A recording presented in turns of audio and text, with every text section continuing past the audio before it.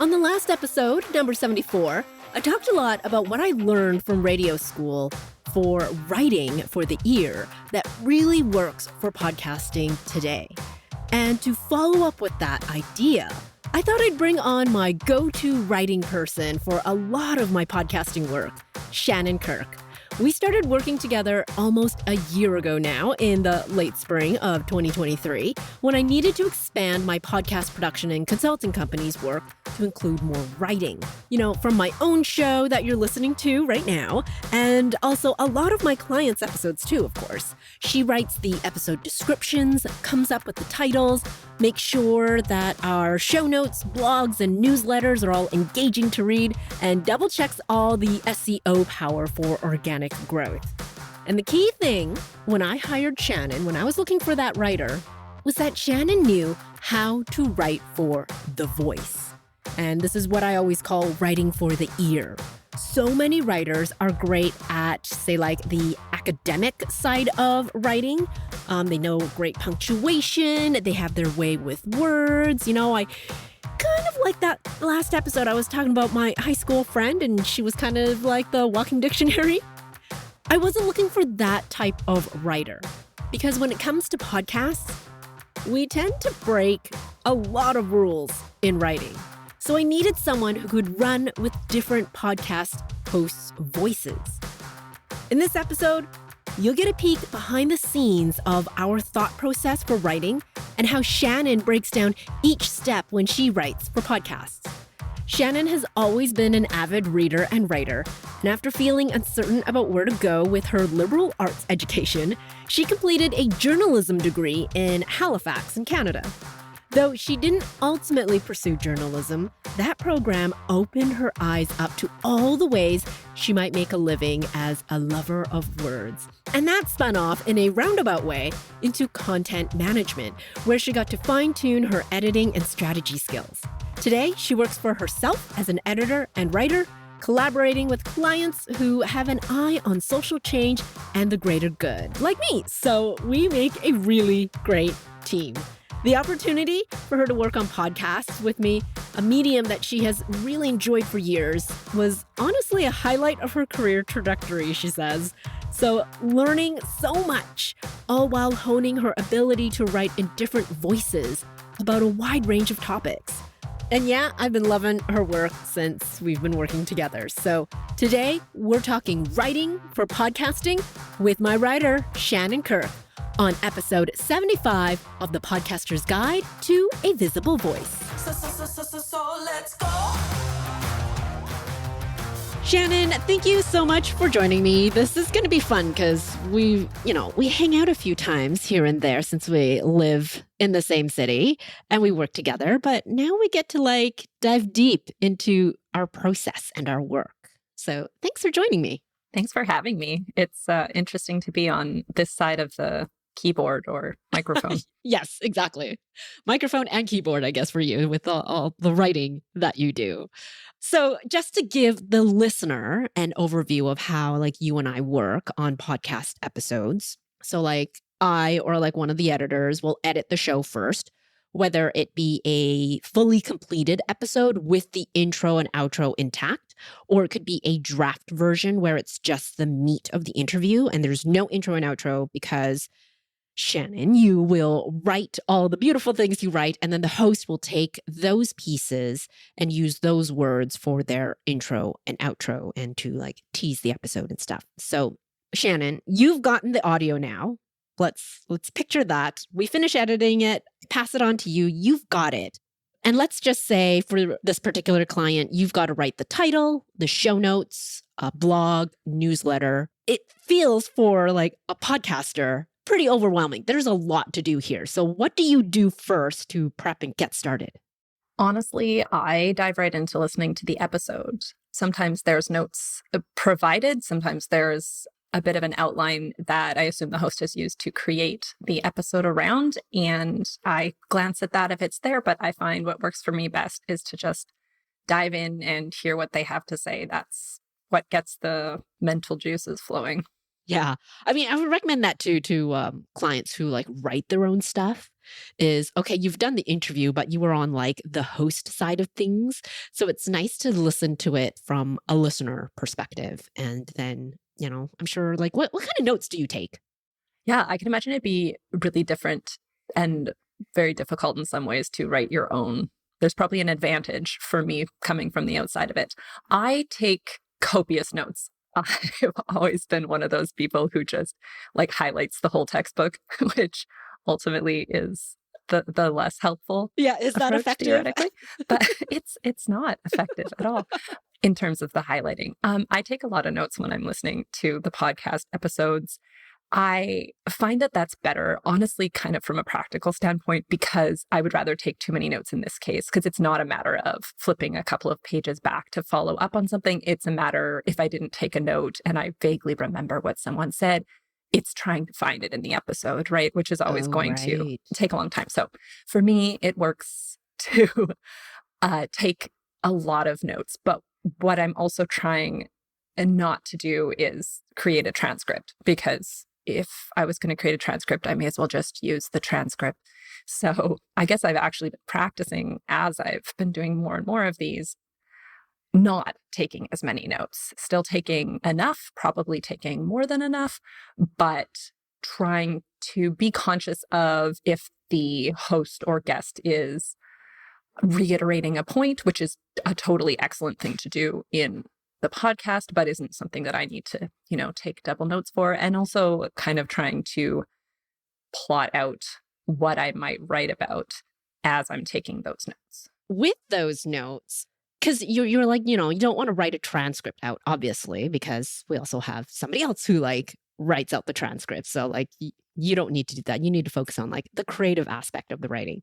So the notes that you're taking, is it just like bullet points, or is it like that, the highlighting, since we don't have a physical highlighter in this sense? Yeah. So I'm a big bullet point fan. Like I kind of said, I don't want to take full paragraph or full sentence notes in terms of like full sentences that the host or the guest actually said. The one exception where I am going to be taking exact notes based on exactly what the person is saying is the really excellent things. That sounds terrible. They say tons of excellent things, but there are always those, snippets that are just so them or so impeccably phrased that I'm like, I'm not going to quote the host in the blog post because it's their blog post. But there are certain things and certain ways that certain things are said that I want to repeat exactly in the blog post. Yeah. Then you can also mark that as, that is a possible clip that I can also use to pull from as the audio clip to use as like an audiogram or a marketing piece. Those are really handy as well while you're listening. So, yeah. So I should start time stamping my notes. Is that what you're saying? You don't have to. But I think for a podcast host doing their own work, that would be really handy to start time stamping some of those. Just not all the notes, obviously, but like for those spots so that you can go back and type it out word for word if you need to. Absolutely. And I think that that's actually probably a good example of where it would be a little bit more difficult writing your own versus me being someone coming in from the outside. Because I think you probably hit that struggle of either you feel like, maybe this is just me, but I feel like I'd listen to something I said or read something I wrote and think, this is all so. Or I read something I wrote and I think, gosh, this is gold. This is solid gold. There's nothing I would cut. So at least I'm coming in with that maybe a little bit more middle ground mindset because, I can see it being difficult knowing what to parse as the host writing your own notes. Yeah, I found that really difficult as well. So, like I used to do all my own stuff. And then I was like, wait, I've got Shannon. Shannon can do all my writing. But it is the same, right? You're listening back.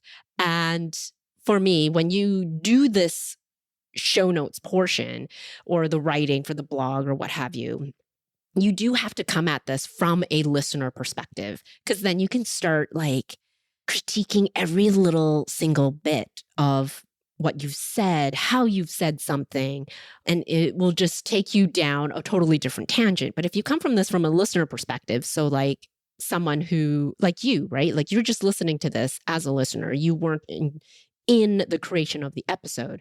And so that gives, I think, the host more freedom to think about this in terms of what will my listener get out of it. And then also, yeah, you're right. Because sometimes I'll go back and be like, did I really say that? That was amazing. I actually said that. When did I say that? And I have to like go back and listen to it. Like, I did say that. That is awesome. Because you're just saying things, right? You're just off the cuff sometimes. So we talked a little bit about repurposing here, like I was saying at the beginning. For example, you were writing the title, the show notes, blog, newsletter. A lot of those things are going to be repurposed because you're not writing 100% from scratch. So what's your take on repurposing?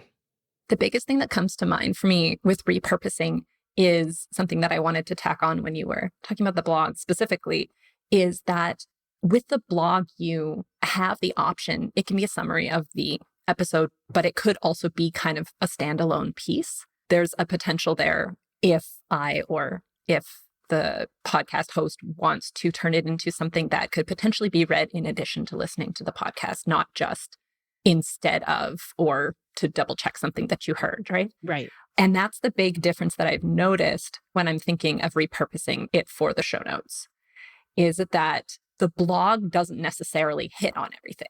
But for the show notes, which you do want to be a little summary, essentially, of what they're going to hear, followed by those wonderful bullet points that really drive home why you want to listen, I can't always use the blog to make those show notes. I go back to my notes for those because there might be something that I didn't cover in the blog for whatever reason, time constraints, length constraints, just feeling like it worked way better in audio than it could ever work in writing. Well, especially for that reason, it's something that absolutely needs to be in those show note bullet points. Name an example of when it was way better in audio than it can be in writing. Oh, gosh. The big thing that I tend to leave to the audio portion of this entire experience is the personal anecdotes, as long as they aren't required for explanation of what the host is getting at. So there's so many wonderful deep dives into the emotional, the deeply personal things that prompted the host or the guest to speak about whatever they're speaking about. And I find that I tend to leave those to the episode. I mean, I admittedly do it a little bit because as much as I am writing, ghostwriting, essentially, I'm not them. And I don't want to presume that even though I think I've got their voice down pretty well, I can put the emotion, I guess, behind it. So yeah, I like to leave those parts to the audio specifically. But if they are covering a big portion of it, that's definitely something that I'm going to want to include in a show note bullet. And because the two platforms are very different. I always say that podcasting is so great because it's such an intimate medium where you can share your stories, you can be a bit more vulnerable. And that totally just proves what I was saying, where the blog post, it's harder to come across with some of those emotional points when you're just using, the written word. Yeah. And it's not to say that the blog post can't be impactful in its own way, but there's definitely this added layer, like you say, of emotion when you're hearing the voice, especially when someone is telling their own story. Yeah, exactly. Okay. So then how do you how you differentiate between writing for each thing? Say, like, do you start with the show notes and then blog post and then newsletter and then what? What's that, I guess, hierarchy kind of like? Because you don't want to just copy and paste everything, right? Like that's not going to be effective.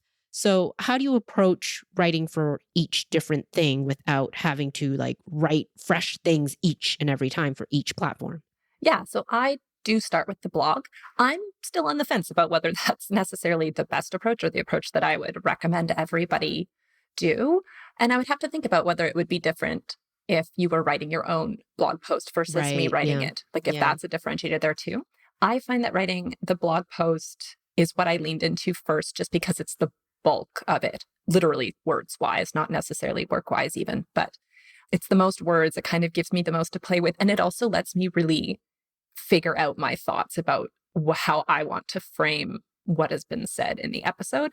I think if I tried to do the show notes first, and actually, because there are some clients where I do only do the show notes, I do kind of have to switch the way that I think about it right from the start for this exact reason, because I find that the blog really helps me focus on what's important and what needs to be said. And I might not, again, say all of that in the blog because of what constraints or like we just talked about the emotion, but I'm hyper aware because I'm considering those things, whether I write about them or not.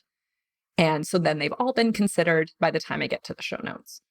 I like what you're saying about like how you frame the blog post. So then I was wondering, well, then how do you frame the blog post? Because as someone who doesn't love writing, like I'm all about speaking. And I know like many podcasters, when they start, they essentially just copy the show notes, paste it onto a blog post, throw in the embed code for the player, and they're done for the day. Like that's their blog post. But what we're talking about here is an actual like full written out blog post of the episode. So how do you frame blog posts that would be effective? So this definitely plays into learning to actively listen right from the start. I definitely, when I started this project with you or these projects, I was thinking, okay, so listening will be like the quick, easy part. It'll literally just be whatever amount of time the episode is. I listen to it, I make my notes, and then it's like into the meat. And what I've learned is that that doesn't work at all. If I just passively listen, like I couldn't walk to the store listening to the episode and then come back and write the blog post.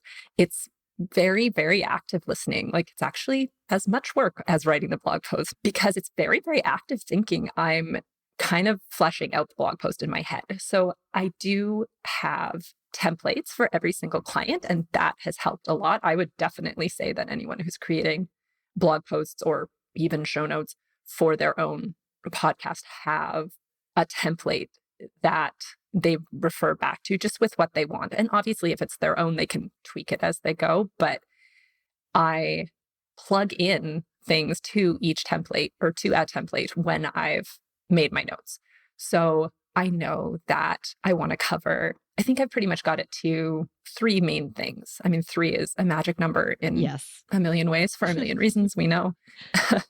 So 3 seems to be a good way to go. So whether there's an intro in there as well, of course, but then whether that's a general idea of what prompted the episode is a good first point, usually followed by the specifics, followed by the actionable tip is kind of like a basic go-to format I would use for a blog post. Yeah, because we want someone who's listening or reading the blog post to take some sort of action. So there's always going to be a call to action of some sort, whether that's go listen to the full episode or I have a program that you can learn more about this. Click here, sort of thing.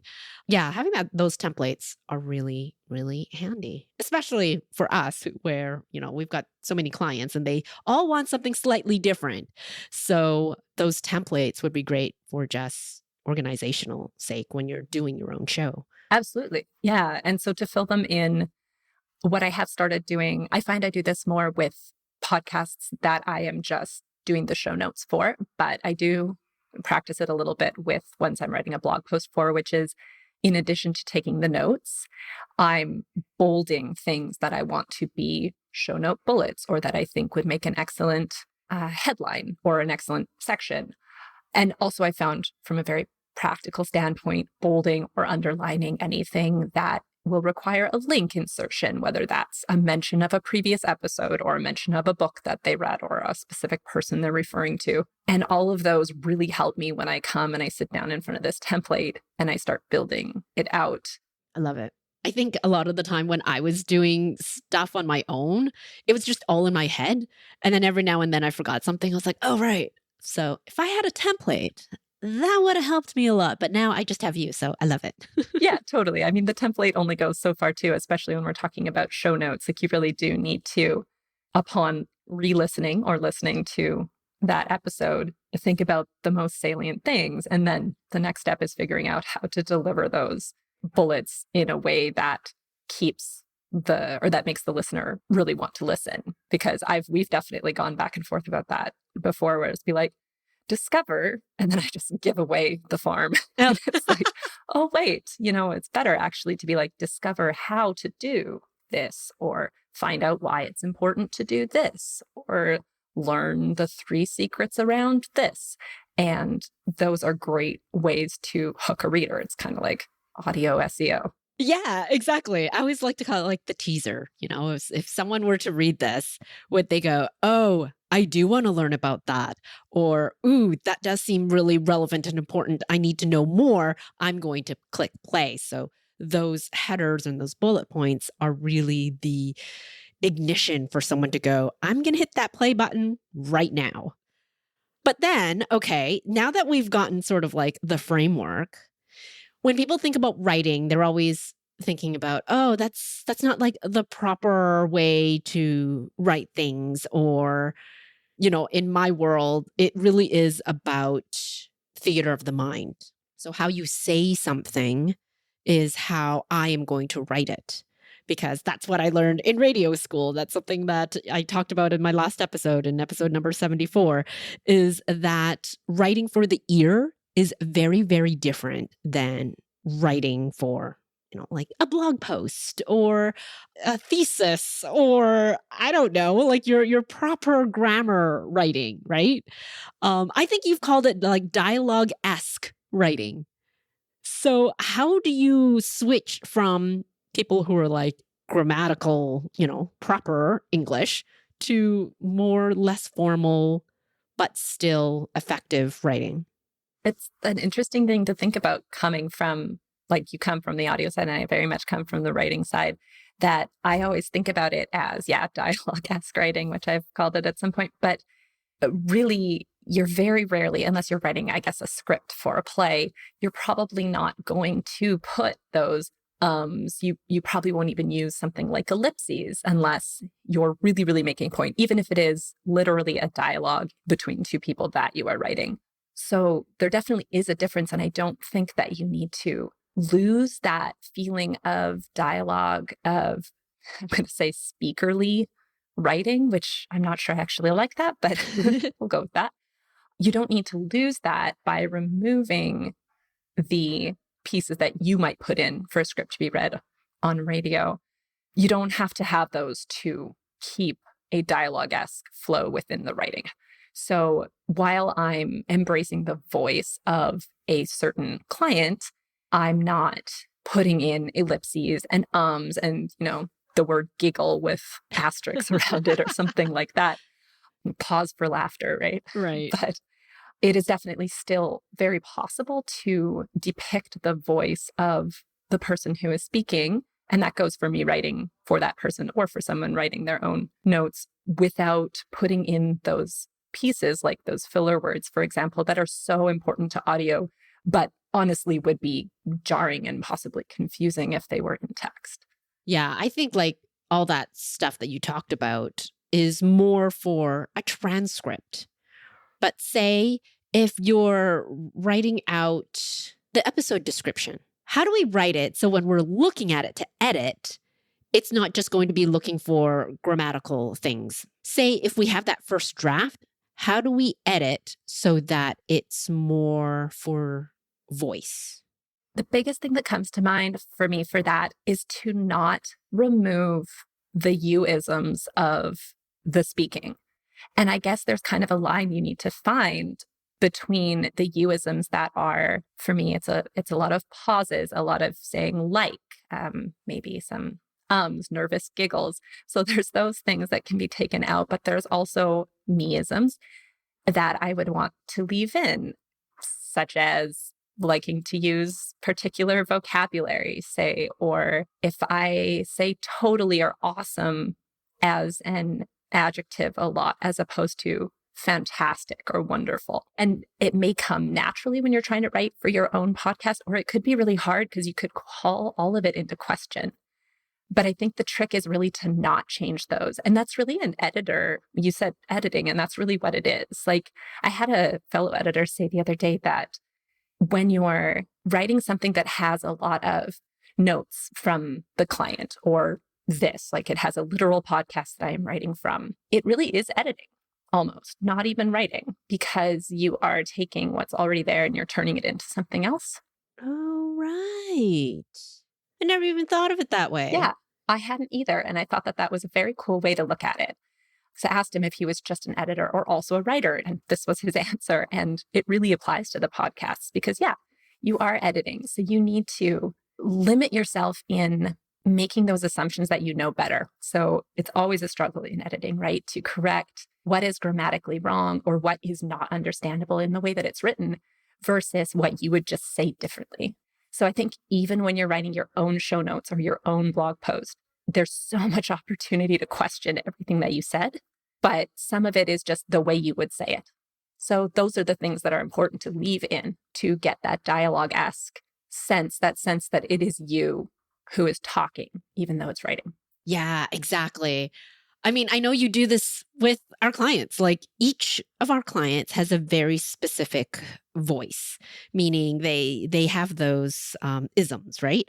So like, one client's always like, let's dig in. What's my gold nugget, right? She always says gold nugget. And so like when I see that in your writing for whether it's her blog post or her newsletter, I'm like, oh, that is so that host, like that is what they say. And so that is such a key point is that, if it's what you say, then you should really leave that in there. Exactly. Those are also really fun to spin off of. So you could, talk about mining because they use the term gold nugget. I have a lot of fun with those. So good.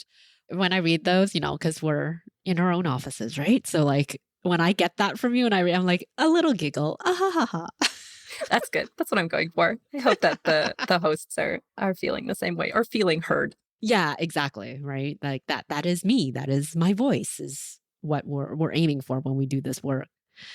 Okay. So what about like when we're not in the mood to write? Like maybe whatever we're writing down is like, oh, this is not right. This is not me. I don't normally talk like this. What is going on here? Or maybe I just have no ideas on how to reword whatever I had just said on the podcast. And because in the, say, show notes, in the description of the episode, we want to distill it all down to just like a couple sentences, right? So how do you get from, a long podcast episode from 30 minutes, an hour, how do you distill that down to those few short sentences? So my approach after a few and really, really sweating over the show notes, and I feel like maybe taking as long on them as I did on the blog post and realizing it's all right here. Why am I making such a mountain out of this molehill, is to take my introduction and my conclusion. And I literally copy and paste those into the show notes section of my document. And I work with those. This is both helpful because that's usually where the summarizing would be, especially considering you're going to do those bullet points that are going to get into the little bit more nitty-gritty side.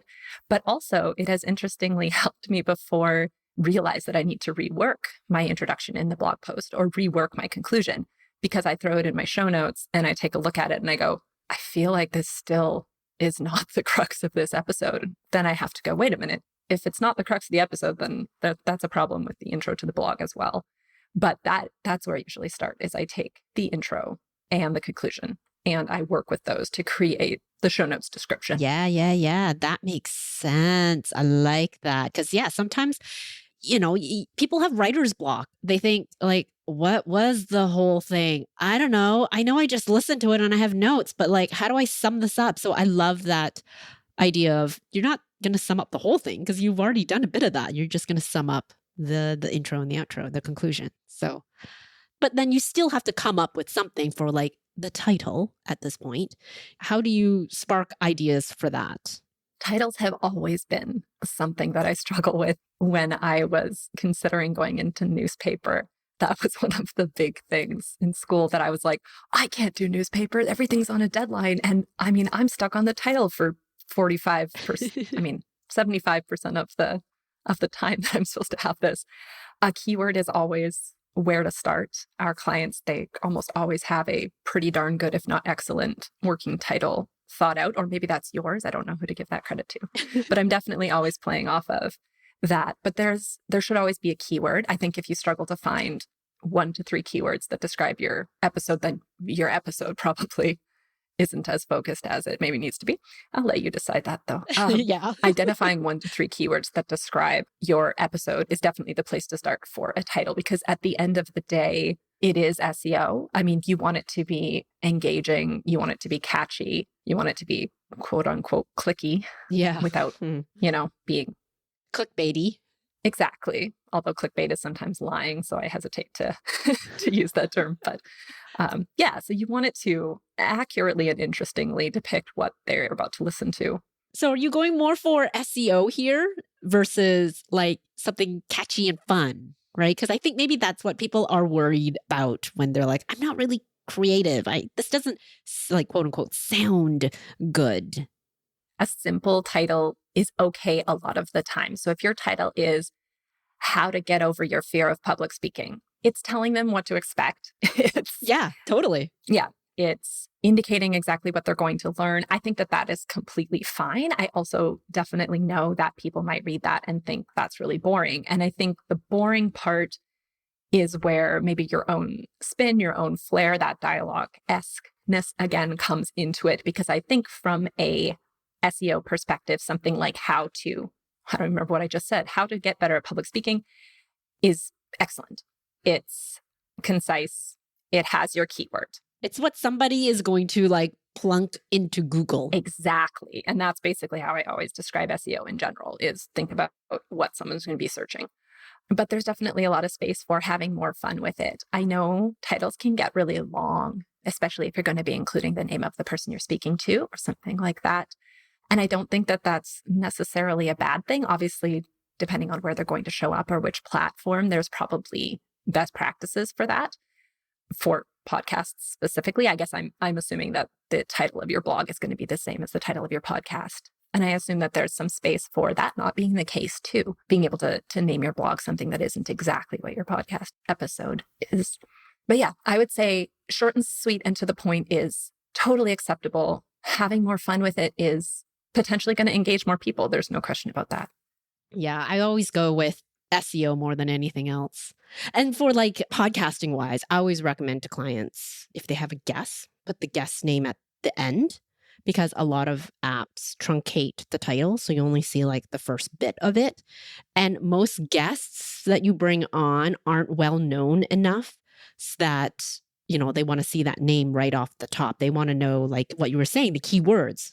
Your keywords should be right off the bat, unless your guest is world renowned and famous. Then yeah, you might want to put them right off the top at the beginning of the title. Absolutely. I mean, like you said, if it gets truncated, if they are looking for the guest, they're going to be searching for the guest. So they're going to find it, even if it's cut off. So yes, definitely centering those keywords or front loading those keywords is the way to go. Sometimes we look for inspiration, like if it could be like titles, it could be how the overall sound of the show is, doesn't matter. Whenever we look for inspiration, we always look at other shows and listen to them.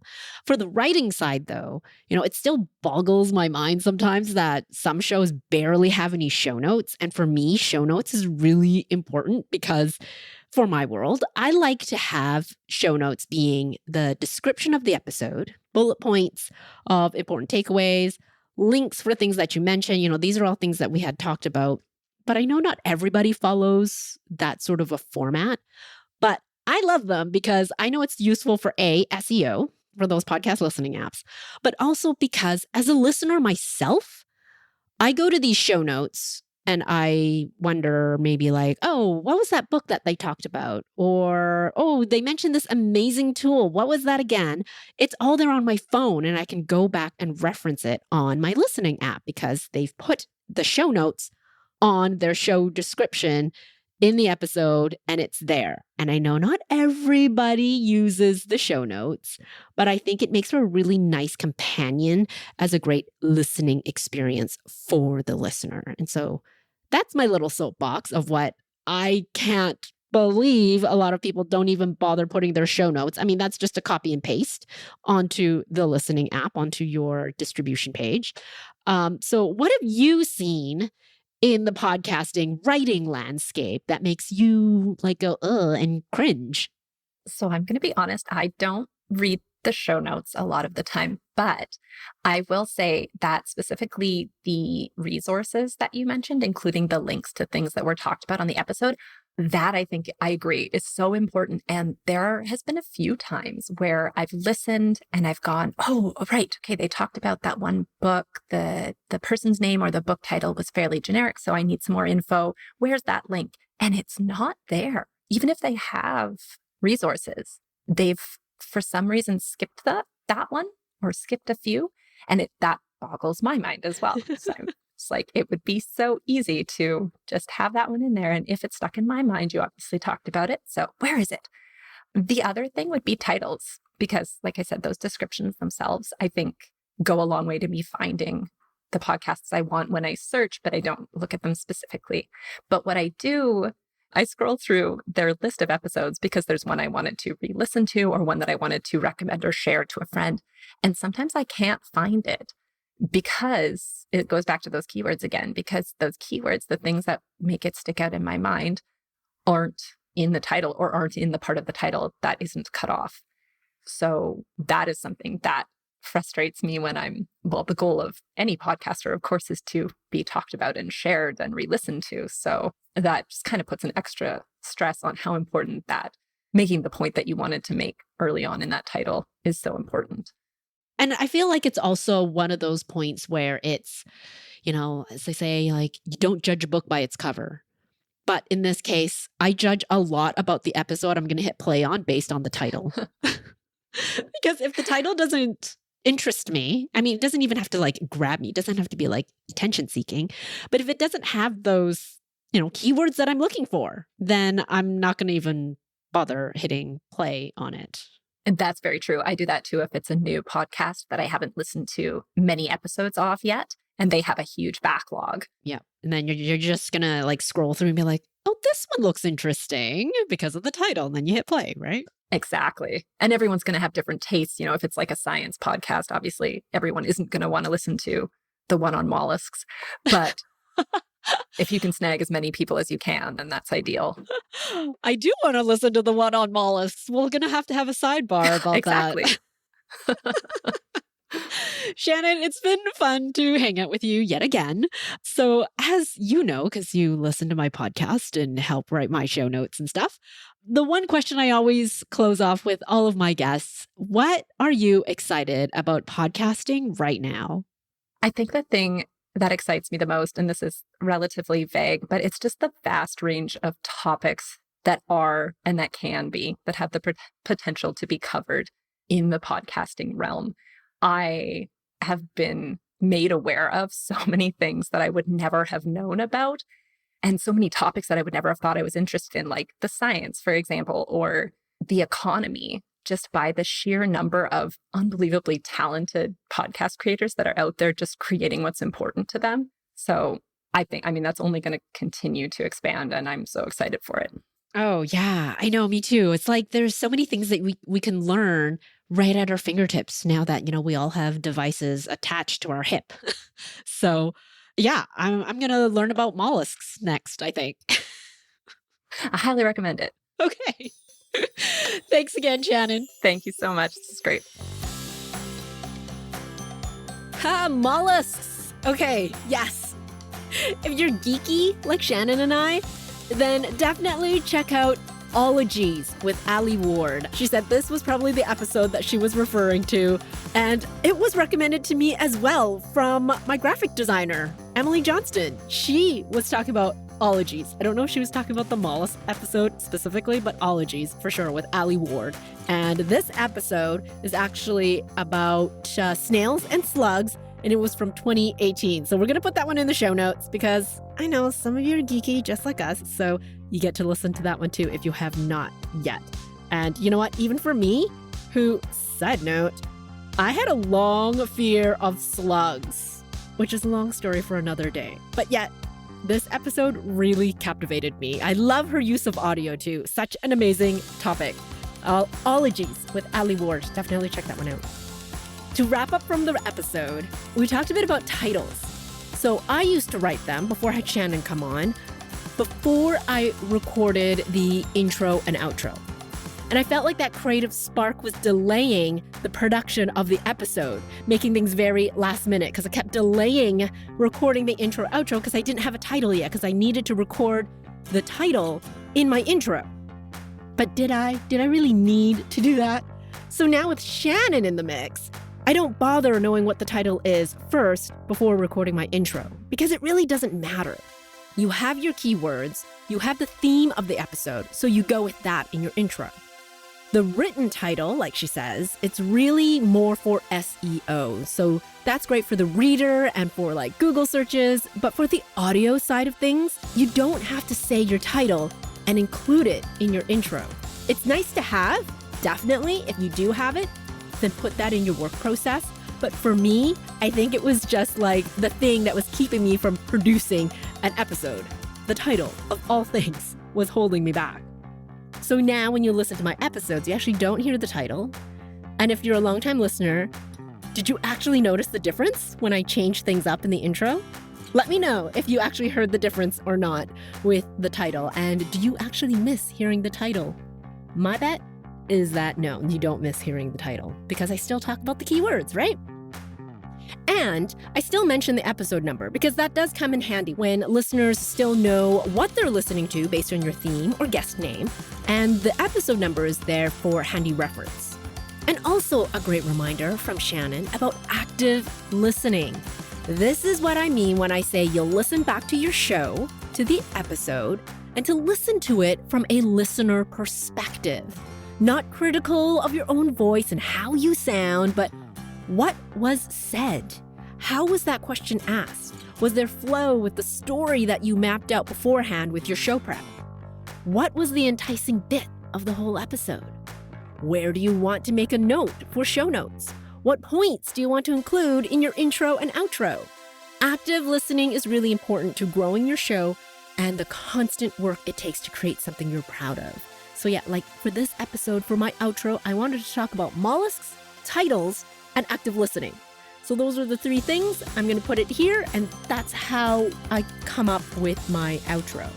So just another little insight into why it's great to listen back to your episode for that active listening piece. It helps you create your show. So if you're looking for more support with your podcast, whether that's podcast strategy and how you are doing with your workflow right now, or it be tackling the writing side or editing and managing your show, let's have a chat to see how we can collaborate. You can drop me an email, visiblevoicepodcast@gmail.com, and we'll get started from there. So on the next episode, we're going to go from podcasts to audiobooks, the next big thing in the audio industry, and how audiobooks can teach us a thing or two about podcasting. So tune in. Thank you so much for listening to the Podcaster's Guide to a Visible Voice. If you enjoyed this episode, I'd love it if you'd share it with a podcasting friend. And to reveal more voicing and podcasting tips, click on over to visiblevoicepodcast.com. Until next time.